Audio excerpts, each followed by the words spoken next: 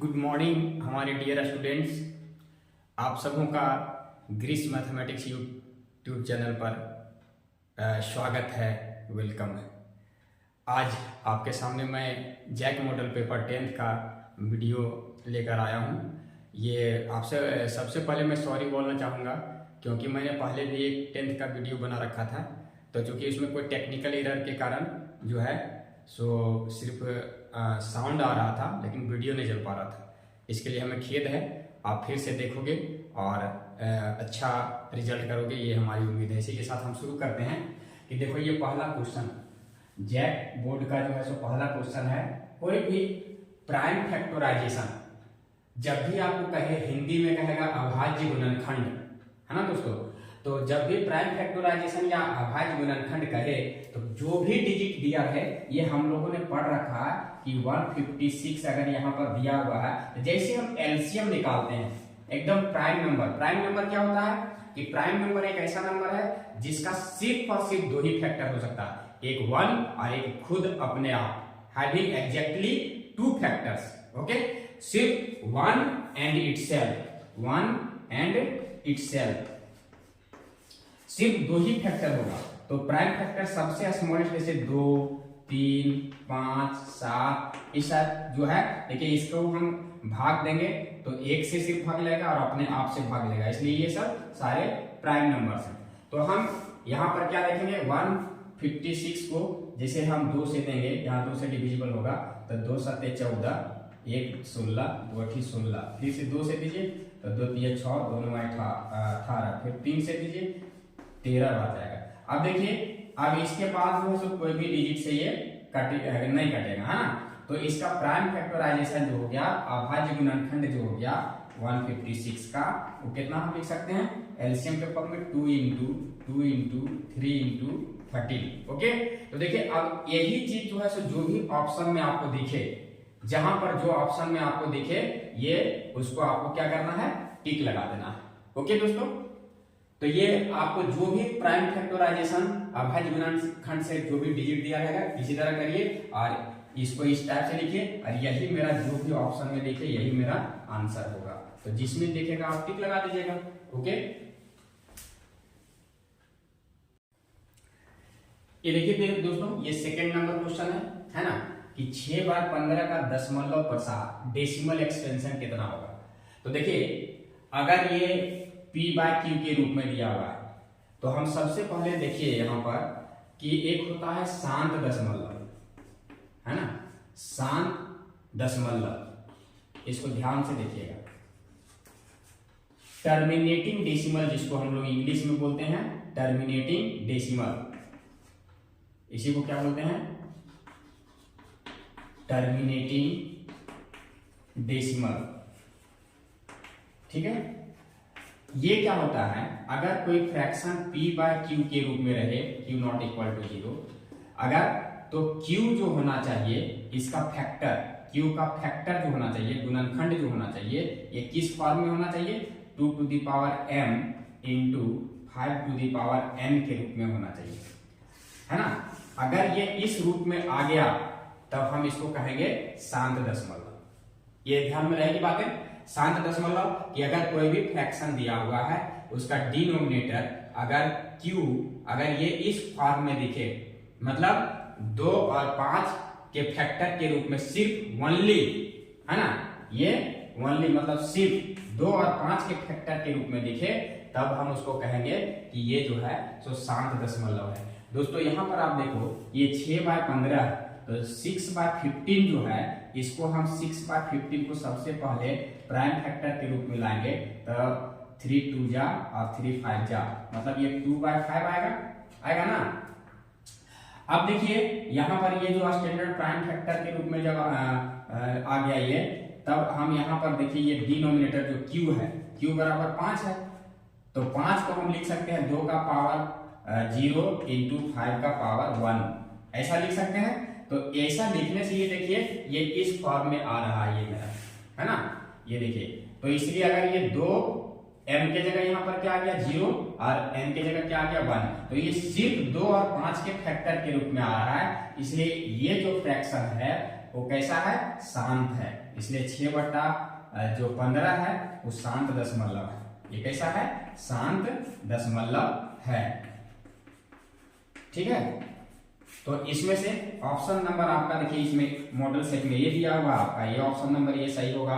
अब जब भी आप ऐसे भी अगर ये दिमाग में रखना ही रखना है, क्योंकि ये बड़ा डिजिट भी दे सकता है, तो आप क्यू को फैक्टराइज करो और इसको देखो कि ये 2 और 5 के फैक्टर, प्राइम फैक्टर के रूप में आ रहा है कि नहीं, 2 to the power m into 5 to the power n के रूप में आ रहा है कि नहीं। अगर ये इस रूप में आता है तो आप श्योर कहोगे कि ये शांत है, टर्मिनेटिंग है, अदरवाइज ये नॉन टर्मिनेटिंग होता है। आप सिंपली डिवाइड करके भी देख सकते हो शॉर्टकट तरीका में। जैसे ये क्वेश्चन है तो 6 को हम 15 से भाग देंगे तो पॉइंट आ जाएगा, ये 0, 15 चौका 60।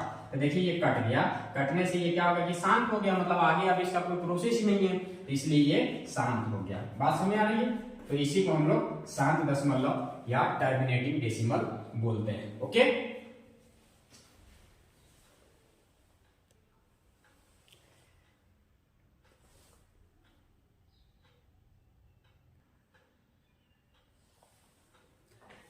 ये देखिए दोस्तों थर्ड नंबर क्वेश्चन।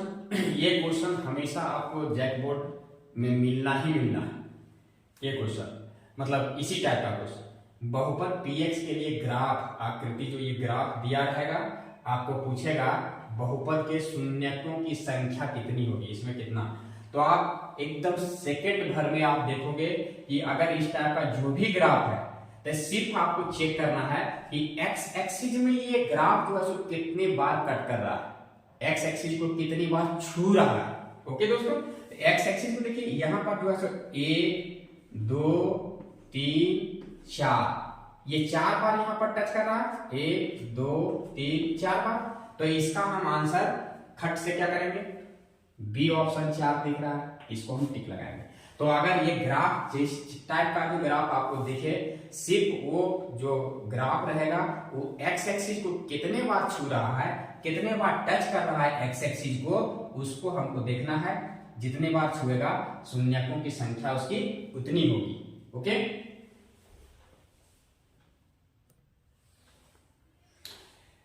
ये देखिए दोस्तों 4 नंबर क्वेश्चन है, x² - 7x + 12। इसमें पूछ रहा है कि शून्यकों का योग। तो आप कोई भी क्वाड्रेटिक इक्वेशन अगर देखते हो तो क्या होता है, इस रूप में होता है, ax² + bx + c = 0। यही आपका क्वाड्रेटिक इक्वेशन है, द्विघात समीकरण जिसको हम लोग बोलते हैं, है ना। तो अगर इस टाइप का कोई भी द्विघात समीकरण आपको दिया रहेगा तो इसमें अगर इसके रूट्स शून्यक जो है ना, रूट्स अगर इसका हम अल्फा एंड बीटा मान लेते हैं तो शून्यकों का योग अल्फा प्लस बीटा बराबर होता है -b/a, और दोनों का प्रोडक्ट जो होता है ये होता है c/a। इसको आप याद रखोगे, है ना। तो यहाँ पर देखिए आपको जो है सो बताया गया है, पूछा गया है कि ये क्वाड्रेटिक इक्वेशन मेरा दिया गया है, इसमें शून्यकों का योग, शून्यक मतलब अल्फा बीटा है, तो इसका योग कितना होगा। तो यहाँ पर देखिए alpha plus beta minus b/a formula लगेगा। यहाँ पर b है क्या, तो a देखिए x² का कोफिशिएंट यहाँ 1 है, यहाँ a की जगह 1 है। b x का कोफिशिएंट, तो b का मान यहाँ पर x का कोफिशिएंट देखिए -7 है, और c जो है कांस्टेंट टर्म ये कितना है 12 है।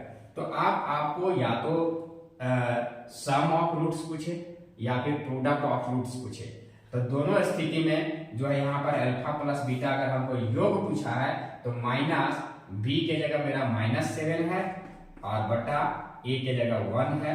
So this is equal to minus plus 7 हो जाएगा। ये ऑप्शन नंबर बी सही होगा। ओके,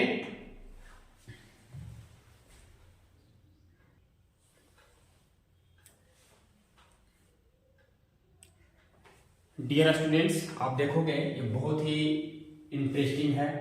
ये आपका रैखिक समीकरण युग्म का क्वेश्चन है, ये हमेशा आता है और ये लॉन्ग क्वेश्चन में भी आता है ना। यहाँ पर देखिए रैखिक समीकरण युग्म आपको दिया हुआ है a1x + b1y + c1 = 0 तथा a2x + b2y + c2 = 0। ये दिया हुआ है, कह रहा है कोई हल नहीं होगा, दोस्तों यहाँ समय बचाने के लिए वीडियो में हमने इसको थोड़ा सा डिटेल्स थ्योरी आपको बताने का कोशिश किया है। आप ये चलते खाते पीते अगर कहीं भी देख लोगे ये दिमाग में रहेगा, जब दिमाग में रहेगा तो इसका क्वेश्चन क्विकली बनेगा आपसे, है ना। देखिए ये क्या करता है कि अगर दो लाइन है, यहाँ देखिएगा ध्यान से वीडियो में, एक लाइन ये है और एक लाइन ये दोनों लाइन एक दूसरे को इंटरसेक्ट कर रहा है। इंटरसेक्ट कर रहा तो प्रतिच्छेद कर रहा है ना। तो जब भी प्रतिच्छेद करेगा तो ये रेखाएं जो होगी संगत रेखा युग्म कहलाएगा, और इसका एक बिंदु पर प्रतिच्छेद कर रहा है, इसलिए इसका कितना हल होगा, एक हल होगा। कितना हल होगा दोस्तों, एक हल होगा। ओके, अब देखिए अगर ये प्रतिच्छेद कर रही है रेखाएं इंटरसेक्ट कर रही हैं तो इसका एक हल होगा, संगत रेखा युग्म कहलाएगा। अब इसको पहचानने का तरीका मैथमेटिकल वे में अगर देखेंगे आप क्विक कि कैसे होगा बिना ग्राफ ड्रॉ किए, तो हम इसका जो इक्वेशन दिया हुआ है उसका x का कोएफिशिएंट, दोनों इक्वेशंस का रेशियो और y के कोएफिशिएंट्स का रेशियो अगर a1 बटा a2 और b1 बटे b2 का रेशियो जो है सो बराबर नहीं है, a1 बटा a2 not equal to b1 बटा b2, तो ये जो होगा ये इंटरसेक्टिंग लाइंस होंगे और इसके कितने हल होंगे, एक हल होंगे। ओके, अब दूसरा चीज देखिए कि अगर दो रेखाएं, जैसे एक रेखा ये जा रही थी, एक दूसरी रेखा इस पर वैसे ओवरलैप कर रही है ना, एक रेखा ये है और ये दूसरी रेखा देखिए इसी पर ये पड़ा हुआ है, दिख रहा है वीडियो में आपको, थोड़ा मोटा हम करके दिखाएं यहाँ कि पहली रेखा है L, इसको मान लीजिए M, ये दूसरी रेखा यहाँ आ गई, तो ये दोनों रेखाएं कैसी हो गई, ओवरलैप कर गई, एक दूसरे पर लेट गई, तो ये समपाती रेखाएं हैं। मतलब ये इसमें देखिए, अब अगर आपको पूछा जाए कि इसमें कितने पॉइंट कॉमन हो सकते हैं, तो देखिए इस लाइन में बहुत सारे इनफाइनाइट पॉइंट्स जो है सो कॉमन हो सकते हैं, है ना।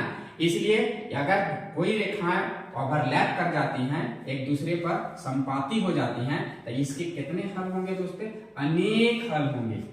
ये संपाती रेखाओं के अनेक हल होते हैं, और जब अनेक हल होगा तो दोनों का जो इक्वेशन रहेगा, समीकरण रहेगा, उसके कोएफिशिएंट्स जो हैं x के, y के और कांस्टेंट टर्म के, इसका जो रेशियो होगा सभी समान होगा, बराबर होगा। मतलब a1 बटे a2 बराबर होगा b1 बटा b2, y का कोएफिशिएंट और ये कांस्टेंट टर्म c1 बटे c2, तीनों का रेशियो अगर बराबर आ जाए, है ना, ये सब देखिएगा ध्यान से, इसको दिमाग में रखना, ये है ना, ये बराबर आ जाए, बस में आ रही है, तो यहां से जो है सो अगर तीनों रेशियो बराबर आ जाए तो रेखाएं कैसी होंगी, संपाती होंगी, और उसके इनफाइनाइटली मेनी सॉल्यूशंस होंगे, अनेक हल होंगे। क्लियर। थर्ड नंबर आप देखोगे पैरेलल लाइंस, अगर ये जो है L और M दो लाइंस है, ये पैरेलल समांतर रेखाएं हैं, तो समांतर रेखाएं हैं तो देखिए ये कैसा होगा, इसका ये समांतर रेखाएं कहीं भी एक दूसरे से नहीं मिलेंगी। कहीं भी नहीं मिलने से देखिए कोई भी चीज का सॉल्यूशंस कब निकलता है, जब हम, जैसे हमारा और आपके बीच में जो है सो दोस्ती कब होगी, जब हमारा मन और आपका मन मिलेगा, विचार मिलेगा। ओके, तो यहाँ पर देखिए ये सीधी एक पैरेलल जा रही है, मतलब ये दूसरे से कहीं लिंक अप है ही नहीं। और जब दोस्ती कब होगी, जब लिंक मन जुड़ेगा, है ना, दोस्ती होगी, तो यहाँ पर जो है कोई लिंक ये दोनों के बीच में नहीं है, ये सीधा पैरेलल इनफिनिट तक निकल जाएगी, मतलब किसी से कोई पूछताछ नहीं करना। तो इसका ये समांतर रेखा है, तो इसका जब ये मिलेंगे ही नहीं, दोस्ती होगी ही नहीं, तो फिर चाय पानी कैसे होगा दोस्तों।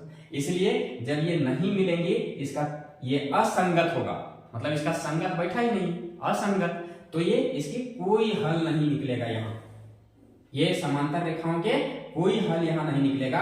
और जब ऐसा होगा तो मैथमेटिकल रूप में हम इसको चेक करते हैं, तो a1 बटे a2 x का कोएफिशिएंट बराबर होगा b1 बटे b2 का, लेकिन ये कांस्टेंट टर्म c1 बटे c2 बराबर नहीं होगा। अगर ये कंडीशन को फॉलो करता है तो ये दोनों रेखाएं समांतर रेखाएं होंगी और इसका कोई हल नहीं होगा, मतलब ये असंगत रेखाएं हैं।